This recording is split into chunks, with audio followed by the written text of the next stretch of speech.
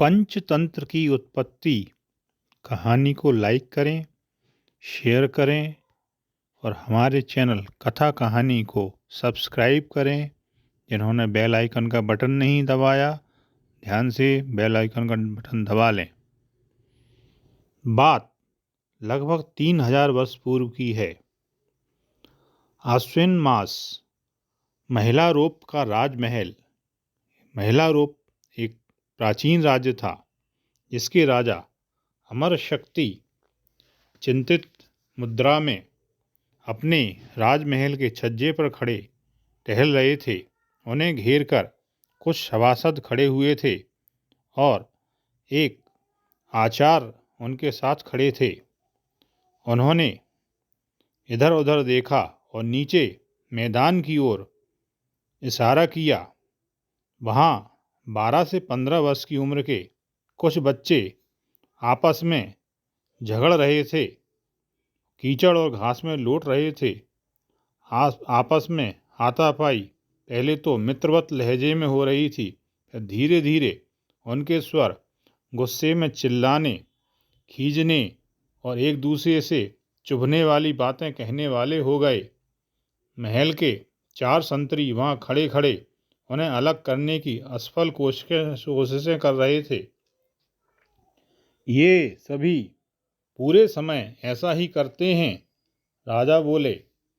मैं इनके लिए आचार ढूंढते ढूंढते परेशान हो गया हूँ। कोई भी इन्हें अनुशासित नहीं कर सका। कुछ ही समय इन्हें मिलता है और ये फिर वैसे ही बिगड़ैल हो जाते हैं।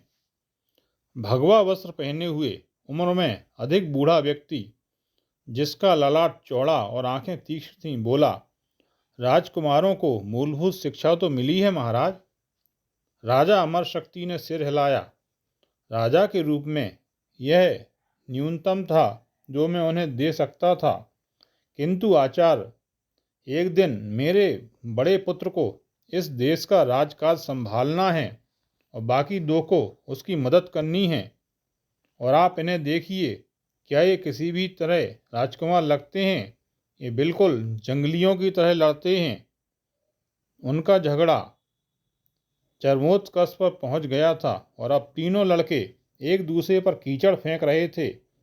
अचानक दूर से किसी के डांटने की आवाज़ आई और साफा बांधे हुए एक मध्य वय का आदमी तेजी और दृढ़ कदमों से चलता हुआ उनके पास आया। थोड़ी सी फटकार के बाद राजकुमार चुपचाप एक दूसरे को छोड़कर अलग हट गए। यह मेरे मंत्री सुमति हैं, राजा ने कहा। जैसा कि आप देख सकते हैं, केवल वे ही इन्हें संभाल सकते हैं। अचानक राजा ने आचार्य विष्णु शर्मा की ओर मुड़कर उनके हाथ पकड़ लिए। आचार्य, मैं अपने बच्चों को सही राह पर लाने के लिए कुछ भी कर सकता हूँ, इसलिए मैंने आपको यहाँ बुलवाया है। आप अपना पारिश्रमिक बताएं। आपके नाम पर 100 गांव या जितने सोने के सिक्के आपने देखे भी नहीं होंगे, मैं आपको अर्पित कर दूंगा। विष्णु शर्मा हंस पड़े। मैं आपकी भावना और व्यग्रता को समझता हूँ महाराज, लेकिन धन मुझे ललचाता नहीं है। यदि मैं आपके पुत्रों को शिक्षा देना स्वीकार करता हूँ तो उसका लक्ष्य केवल उन्हें दुनियादारी से अवगत कराना ही होगा, और यदि मैं यह कार्य कर नहीं पाया तो अपना मुख आपको नहीं दिखाऊंगा। यह कहकर आचार्य उन सभी राजकुमारों को अपने साथ लेकर अपने वाराणसी स्थित आश्रम की ओर चले गए। विष्णु शर्मा ने तीनों शिष्यों की ओर देखा। लगता था कि राजा अमर शक्ति का अपने पुत्रों के बारे में अंदाज गलत था। वे तो उससे भी गए बीते थे। आचार्य के अंदर निराशा भर रही थी। वो हर तरह से उन्हें शिक्षित करने का प्रयास करके हार गए थे। विक्रम, पुरु और मनु ने अपने को बनारस भेजे जाने की योजना का प्रारंभ से ही विरोध किया था और प्रत्येक चरण पर उसमें व्यवधान डालने का प्रयास किया था। विष्णु शर्मा के कठोर नियमों वाले आश्रम में आने के बाद से सुख सुविधाएं न मिलने के कारण उन्हें काफ़ी समस्याएं हुईं और उन्होंने किसी पाठ पर ध्यान नहीं दिया। विष्णु शर्मा को लगा कि ये राजकुमार उन्हें भारतवर्ष के सबसे महान शिक्षकों में से एक को बराबरी की टक्कर देने लायक थे। इस शर्मिंदगी को तो झेलना ही है, पर राजा का सामना मैं कैसे करूँगा? यह सोच विचार करके वो सो गए।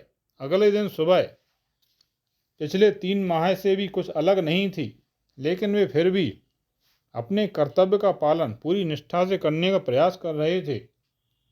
और इस कारण एक अच्छा राजा हमेशा उनकी बात पर ध्यान देता है जिन्हें देश के नियमों और सरकार और वैधानिक प्रक्रिया की अच्छी जानकारी हो। विष्णु शर्मा राजकुमारों को नीति शास्त्र पढ़ा रहे थे। पुरु ने जम्भाई ली, मनु ने अपना कान खुजाया और विक्रम ने बोरियत का प्रदर्शन करते हुए कंधे उचकाए। राजा के रूप में मुझे अपना राज्य चलाने के लिए किसी की सलाह की आवश्यकता नहीं है, उसने कहा। तब तो महिला रोप की स्थिति दयनीय हो जाएगी, क्योंकि तुम्हें कुछ आता जाता नहीं है, मनु ने कटाक्ष किया। अरे मेरे पास तो अमर गुप्ता है, विक्रम ने उसे दांत दिखाए। उसके पिता बहुत धनवान व्यापारी हैं। उसे अपना प्रमुख मंत्री बनाने पर उसने मुझे अरबी घोड़ों का पूरा रिसाला लाकर देने का वादा किया है, विक्रम बोला। तब तो तुम वही गलती दोहराओगे जो कपिंजल और सिग्रह ने की थी, विष्णु शर्मा ने कहा। अरे ये कौन है? पुरु और मनु ने पूछा। विष्णु शर्मा काफ़ी समय तक उन्हें एकटक देखते रहे। उनका मस्तिष्क बहुत तेजी से सोच रहा था। हमारी गौरैया और खरगोश में उनके रहने के स्थान के बारे में विवाद था और उन्होंने एक विद्वान बिल्ली से यह विवाद हल करवाया। गौरैया, खरगोश, बिल्ली, यह आप क्या कह रहे हैं आचार्य? पशुओं में बहुत बुद्धिमत्ता होती है, यदि हमारे पास उसे समझने की बुद्धि हो, विष्णु शर्मा ने समझाया। इस बिल्ली में विद्वानों के सभी लक्षण थे। वह अनेकों प्रकार की कविताएं भी बनाती थीं। उसका यह उदाहरण सुनो। यह अधम शरीर है पल का साथी, संसार का धन न रहेगा हमेशा। मृत्यु है वास्तविक सत्य, संसार से रहे दूर और मस्त।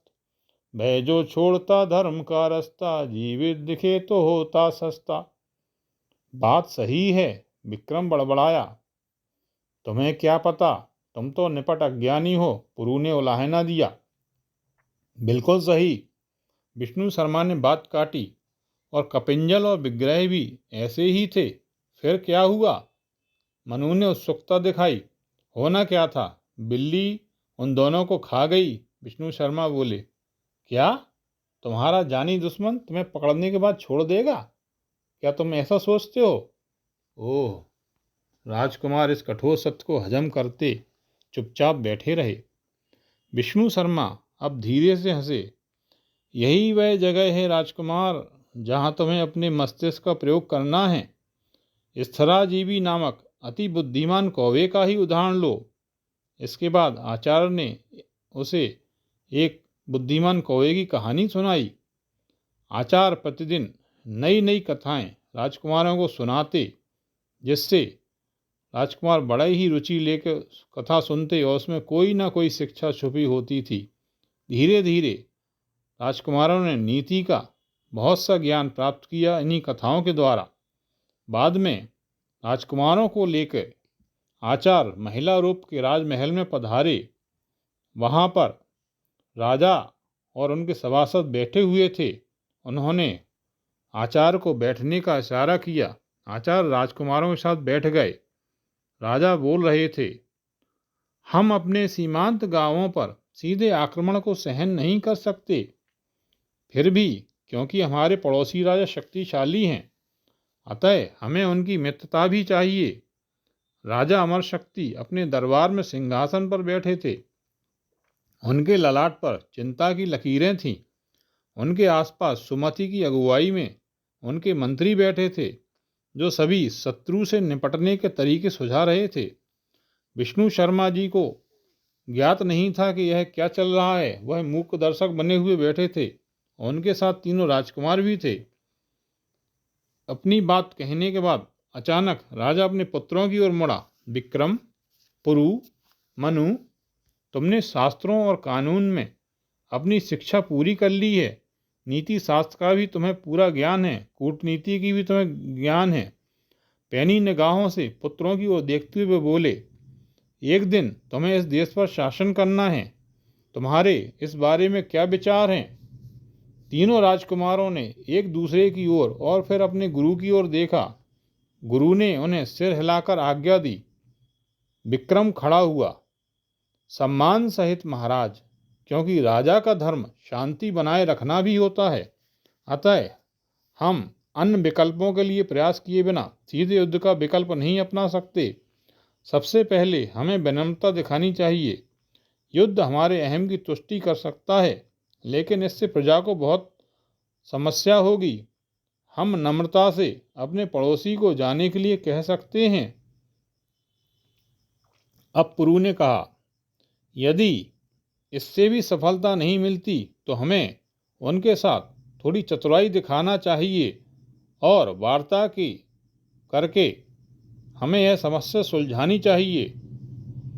अब मनु बोला, इससे भी बात न बने तो हमें अपनी युद्ध क्षमता का परिचय देना चाहिए, जिससे हमारे पड़ोसी हमारी क्षमता पहचान सकें और अपना रवैया बदल सकें। काफ़ी समय तक खामोशी रही। राजा जैसे कुछ विचार कर रहे हों। फिर राजा धीरे से उठे, अपने पुत्रों की ओर बढ़े और उन्हें गले से लगा लिया। फिर वे आचार्य विष्णु शर्मा के चरणों में गिर पड़े।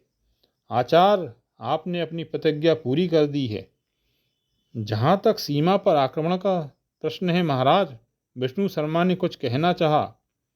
कोई आक्रमण नहीं हुआ, यह तो केवल मेरे पुत्रों की शिक्षा की परीक्षा का तरीका था। राजा बोले, आप कुछ भी मांग लें, कुछ भी, और वह आपका हो जाएगा। विष्णु शर्मा ने मुश्किल से राजा को समझाया कि उन्हें कुछ नहीं चाहिए। फिर राजा ने पूछा, आपने वह काम कर डाला जो और कोई इतने वर्षों में नहीं कर पाया था। गुरु मुस्कुराए। लंबे और उबाऊ भाषण सुनना कोई भी पसंद नहीं करता महाराज, लेकिन आप अपनी शिक्षाओं को कहानियों में पिरो दें और तब कोई रुचि न लेने वाला बच्चा भी उसे ग्रहण कर लेगा। मुझे भी रणनीतियाँ बनाना आती है महाराज, आचार्य ने मुस्कुराकर कहा। अब राजा अमर शक्ति हंस पड़े। ईश्वर करे आपकी कहानियाँ और बेहतर होती जाएं और समूचे विश्व को पढ़ा सकें। आचार्य ने इसी प्रकार की सारी कहानियों को एक ग्रंथ में लिपिबद्ध करके ग्रंथ की रचना की, जिसका नाम उन्होंने रखा पंचतंत्र। इसमें सारी नीति कहानियों के रूप में समझाई गई है, जिसे आज भी विद्वत जन पठन पाठन करते हैं और अपने बच्चों को पढ़ाते हैं। आपने यह कहानी ध्यानपूर्वक तल्लीनता के साथ सुनी, इसके लिए आपका धन्यवाद।